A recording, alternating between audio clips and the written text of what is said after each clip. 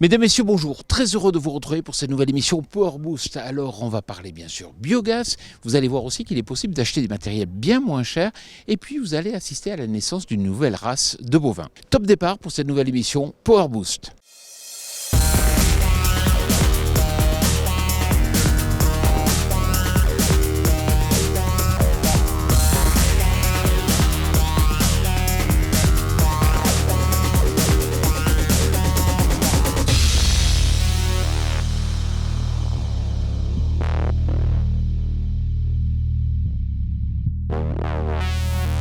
Salut le Power Booster.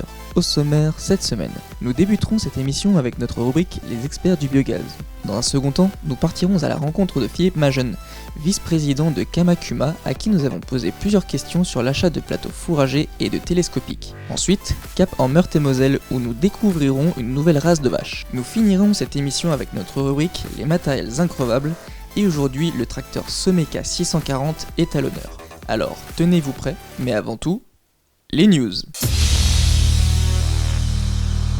Cette semaine, le salon Agritechnica a annulé son édition 2021. Entre reports, changements de dates successifs, difficile d'y voir clair sur cette valse des grands salons agricoles internationaux. Voici les dates à retenir pour les prochains événements. EIMA du 19 au 23 octobre 2021 à Bologne, Agritechnica du 27 février au 5 mars 2022 à Hanovre, SIMA du 6 au 10 novembre 2022 à Villepinte. Un robot de taille pour la vigne est actuellement en cours de développement dans la région Occitanie, porté notamment par les vignerons de Vinovalie et labellisé par le pôle de compétitivité Agri-Sud-Ouest Innovation. Il se compose de deux modèles, un bloc de taille robotisé et un porteur autonome et autoguidé. Un premier prototype a d'ores et déjà été testé. Je vous invite à retrouver notre rubrique Les experts du biogaz en partenariat avec le semencier de Leplanque et GRT Gaz. Vous connaissez sûrement le bio-GNV, le gaz naturel pour véhicules. Un carburant gazeux, écologique, issu de la méthanisation. Et ce mois-ci, on se retrouve dans la Haute-Marne, à Colombelles-et-Choiseul, pour rencontrer un agriculteur qui a ouvert sa propre station de bio-GNV.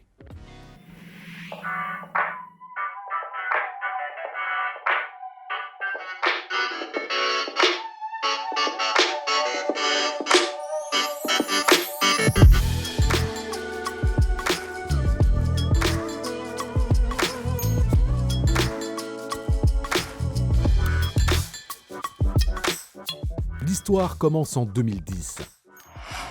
Philippe Collin, agriculteur, met en fonctionnement cette unité qui utilise les effluents d'élevage et déchets agroalimentaires pour produire de l'électricité. Mais Philippe remarque un problème.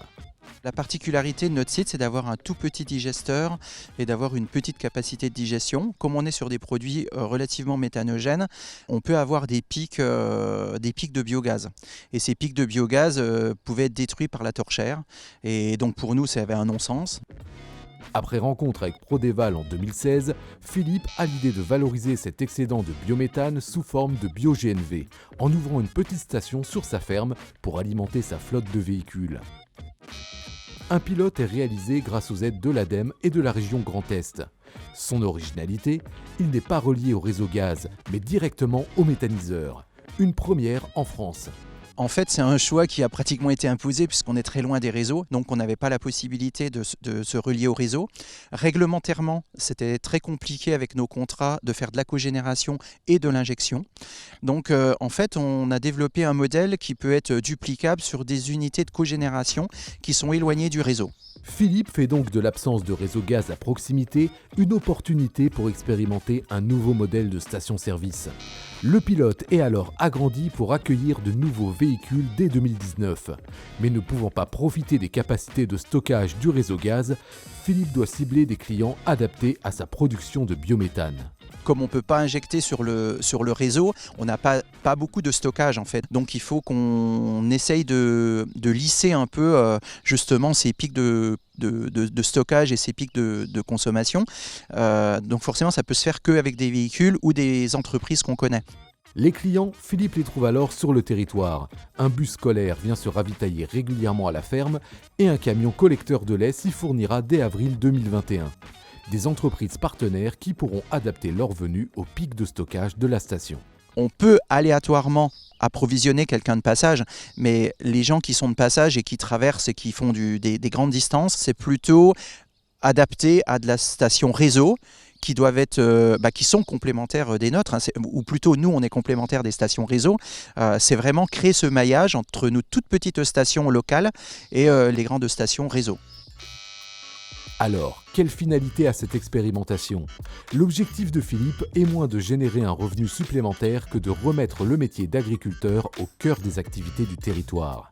Cette diversification-là, elle permet aujourd'hui de retisser des choses qui ont été oubliées dans notre métier d'agriculteur, de revoir des synergies se refaire avec des petites PME ou des plus grandes entreprises. Là, je pense que ça prend vraiment son sens. On se retrouve le mois prochain pour découvrir de nouveaux projets et de nouvelles approches afin de devenir un expert du biogaz. Est-il possible d'obtenir au moins 20% de réduction sur l'achat de certains matériels, comme par exemple des plateaux fourragers ou des télescopiques? Oui, si vous êtes en CUMA et si vous faites appel à une centrale d'achat, on vous explique.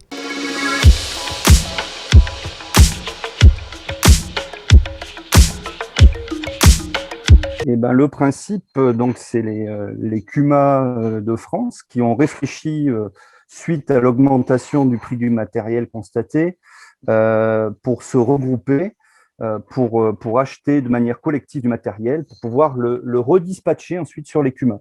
On a une force énorme, on représente 500 millions d'euros au niveau du territoire en termes d'achat de matériel. On a un réseau conséquent puisqu'il y a 11 000 CUMA en France. C'est la moitié des agriculteurs qui sont en CUMA.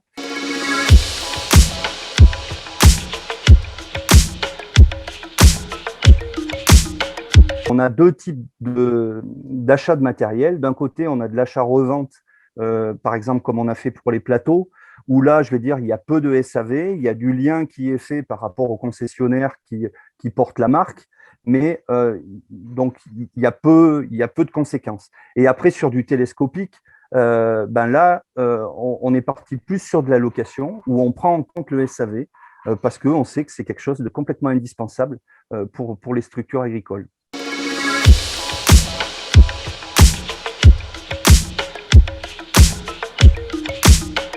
Si vous voulez, la structure commence. Elle a été créée le 10 septembre. Les premiers appels d'offres ont été signés au mois de décembre 2020. Donc, la structure est au niveau et dans ses trois premiers mois d'existence. Donc, forcément, le tracteur est un matériel à gros enjeux. On y réfléchit.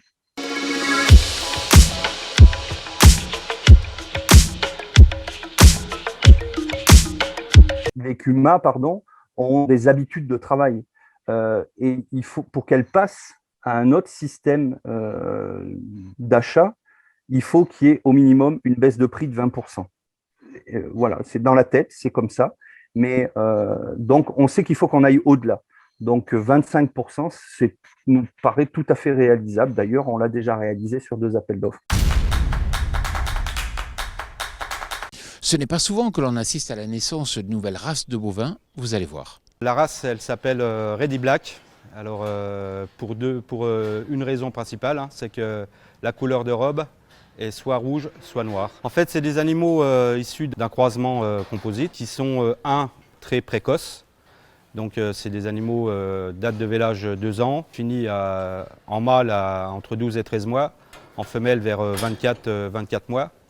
Des animaux faciles à l'élevage, sans cornes, vélage facile, très tonique après vélage. Des animaux qui s'autosuffisent en fait eux-mêmes. L'état corporel reste correct tout le long de la saison.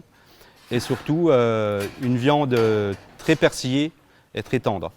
Et c'est majoritairement pour cet axe-là qu'on a souhaité développer et introduire cette race-là en France, pour essayer de capter de la valeur ajoutée sur un marché plutôt haut de gamme. L'association a déposé un dossier au ministère pour être reconnu organisme de sélection.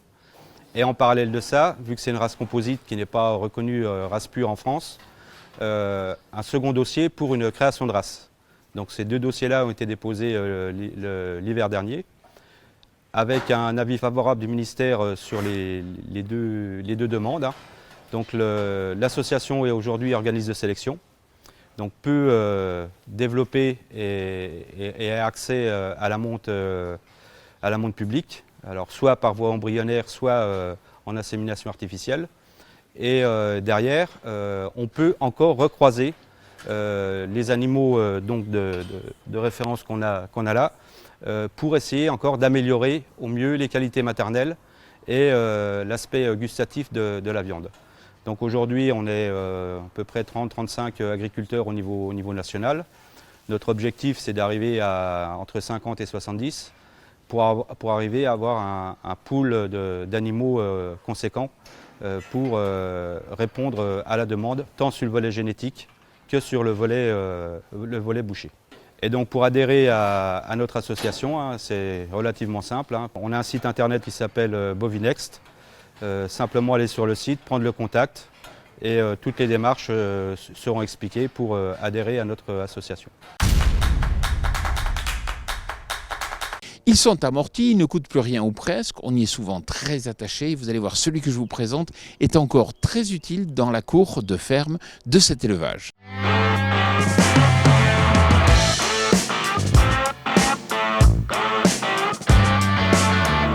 S'il y en a un qui a rendu de bons services et très loyaux, c'est bien ce Sommeca 640. Arlette, vous l'avez acheté quand ? On l'a acheté au moment de l'installation et vraiment on n'avait que celui-là, donc il nous a vraiment rendu d'énormes services et on a vraiment fait tous les travaux avec. Quelle est sa puissance ? 65 chevaux et c'est un vieux tracteur qui a plus de 30 ans, je ne sais pas exactement, mais plus de 30 ans. Vous en servez pourquoi ? Il vous rend des services ? On le démarre quand on n'a pas les autres pour dépiler les bottes, charger sur les brouettes et nettoyer le fumier. Il a le grappin à fumier dans les petits endroits plutôt difficiles. Et il faut intervenir souvent sur le moteur ou il marche bien ? Absolument pas, on tourne la clé, ça démarre, ça c'est jamais en panne. Voilà, j'espère que cette émission Power Boost vous a plu. Vous savez que chaque jour, vous pouvez retrouver 2 nouvelles émissions sur notre chaîne YouTube. N'hésitez pas, bien sûr, à vous abonner pour être tenu au courant de la publication de ces nouvelles émissions. Je vous souhaite une excellente semaine.